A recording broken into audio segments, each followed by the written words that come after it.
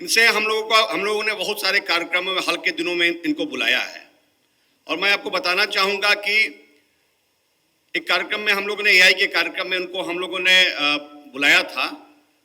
और उस कार्यक्रम में उनका जो संबोधन था, मैंने पहली बार देखा कि कोई डिग्निटरी जो है बच्चों के बीच में जाकर कम्युनिकेशन कर रहा था। मैंने देखा कि झारखंड में इस तरह के मंत्री हैं जिनको न सिर्फ एक समझ है बल्कि जैन जी किस तरह से सोचते हैं उसके बारे में भी समझ है।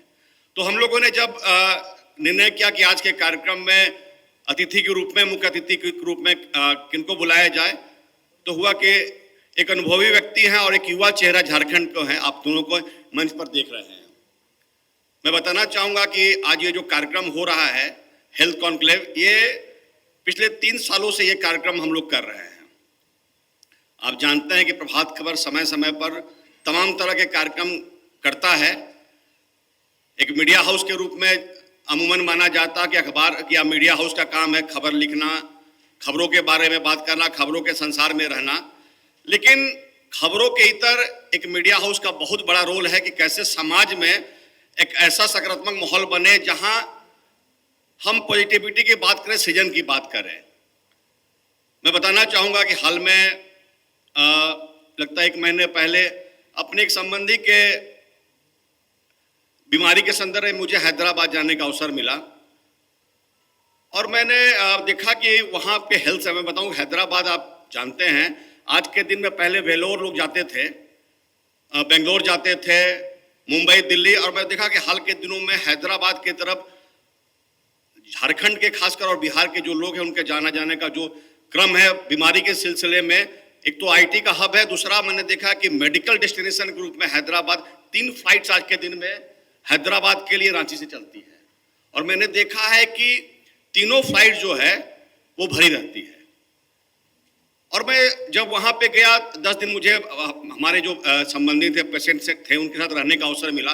रोज मेरे मन में एक ही सवाल आता था कि इस तरह की व्यवस्था हमारे झारखंड में क्यों नहीं है। मैं बताऊं कि अनजाने शहर में जाना, रहना फिजिकली, मेंटली और इकोनॉमिकली इंसान को ड्रेन करता है। अभी मैंने उसके बाद मैंने देखा कि मैंने एआई से पूछा, आज के समय में हर सवाल का जो जवाब है एआई दे रहा है। मैंने एआई से पूछा कि झारखंड से हर साल कितने पैसे या कितने लोग इलाज के लिए बाहर जा रहे हैं। जो डेटा मैंने देखा तो मुझे बहुत ही, क्योंकि कोई आधिकारिक डेटा नहीं, लेकिन जब एआई से जब आप सवाल करेंगे उसने बताया कि लगभग 3 से 5 लाख लोग हर साल झारखंड से बाहर जा रहे हैं इलाज के लिए। और जो रेवेन्यू का आंकड़ा है, मतलब मेडिकल और जो नॉन मेडिकल एक्सपेंडिचर है, वो लगभग 3000 से लेकर 5000 करोड़ के बीच का है।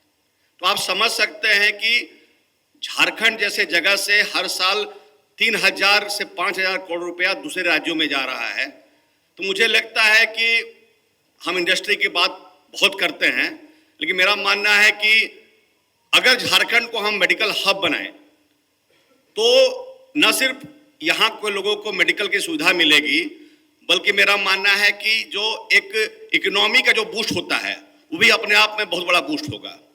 हमारे एक मित्र यहाँ पे, उनका एक हॉस्पिटल है। मैंने उनसे मैं किसी बीमारी के संदर्भ में वहाँ गया, मेरे मन में जिज्ञासा हुई। मैंने पूछा कि आपके हॉस्पिटल में कितने लोग काम करते हैं। उन्होंने कहा कि मेरे हॉस्पिटल में लगभग 700 लोग काम करते हैं। तो मेरे मन में एक जिज्ञासा हुई कि बड़े बड़े इंडस्ट्री जो आज के दिन में जो ऑपरेट करते हैं, वहाँ आप अगर देखिएगा तो डायरेक्ट एम्प्लॉयमेंट जो है 1000, 1500, 2000 के आसपास। एक छोटा सा अस्पताल है जो मुझे लगता है कि 25 कट्ठे का हो गया, उससे थोड़ा बड़ा होगा।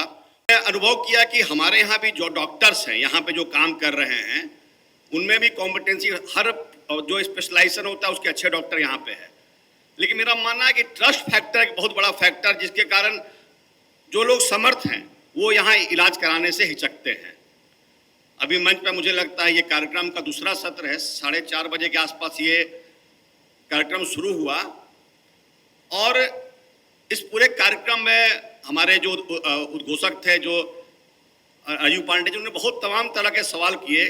एक तो जो सबसे बड़ा सवाल होता है, जब लोगों के मन में आता है, जो नेचुरल है कि सरकारी हॉस्पिटल में जो है इलाज ठीक से नहीं होता है, प्राइवेट हॉस्पिटल के बारे में कि स्पॉन्टेनियसली लोगों के मन में आता है कि भाई वहाँ पैसे ज़्यादा ले रहे हैं, लेकिन मेरा मानना है कि ये समय है कि प्राइवेट या सरकारी के द्वंद्व से अलग हटकर हम कैसे बेहतर मेडिकल फैसिलिटीज बनाएं। उसी में किसी डॉक्टर ने कहा कि हम लोग भ्रम में रहते हैं कि अमेरिकन जो सिस्टम है वो चले, जो कॉर्पोरेट सिस्टम है, प्राइवेट सिस्टम है, या यूरोपियन सिस्टम है जहां सोशल वेलफेयर या सोशल सिक्योरिटी के बारे में बात करते हैं। तो मेरा मानना है कि हमारे यहाँ ऐसी व्यवस्था होनी चाहिए जहां सरकारी हॉस्पिटल भी फ्लरिश करे, एट द सेम टाइम जो प्राइवेट हॉस्पिटल है उसमें भी गुणवत्ता चूंकि होती है, पैसे जरूर लगते हैं, लेकिन ये भी तथ्य है कि जो लोग अफोर्ड कर सकते हैं उनके लिए वो व्यवस्था भी होती है।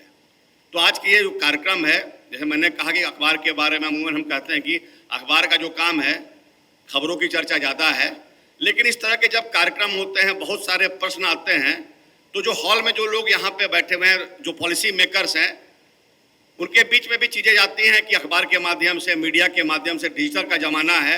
आज एक एक जगह में लोग जा रहे हैं। आप जानते हैं कि प्रभात खबर झारखंड का नंबर 1 अखबार है, और डिजिटल में भी आज समझिए कि प्रभात खबर पूरे हिंदुस्तान में ये बताते हुए बहुत खुशी होती है कि मैडम 7वें नंबर पर है। प्रभात का जो पेंट्रेशन है वेबसाइट, ऐप, यूट्यूब या सोशल मीडिया है, आज प्रभात खबर पूरे हिंदुस्तान में 7वें नंबर पर है, जबकि हम झारखंड से निकले हुए अखबार हैं। हमारा प्रेजेंस झारखंड, बिहार और बंगाल में है। तो कहीं ना कहीं इस मिट्टी में वो ताकत है जो हमें आगे बढ़ा रही है। और मेरा मानना कि इस तरह के कार्यक्रमों में हम जब चर्चा करेंगे, विमर्श करेंगे, तो चीज़ें और आगे बढ़ेंगी। मैं पुनः प्रभात खबर परिवार की तरफ से माननीय मुख्य अतिथि, विशिष्ट अतिथि का आभार व्यक्त करना चाहूँगा, धन्यवाद देना चाहूँगा कि इस कार्यक्रम के लिए उन्होंने समय दिया। और इस सब प्रांगण में जितने भी हमारे डॉक्टर्स हैं, जो हॉस्पिटल के प्रमोटर्स हैं, मैं सभी को, स्पॉन्सर्स का, पार्टनर्स का स्वागत करना चाहूँगा कि इस तरह के कार्यक्रम में उनका सहयोग मिलता है या ब्रेनस्टॉर्म सेशन में वो आते हैं। Thank you very much. प्रभातखबर.com, विश्वास वही, रफ्तार नहीं।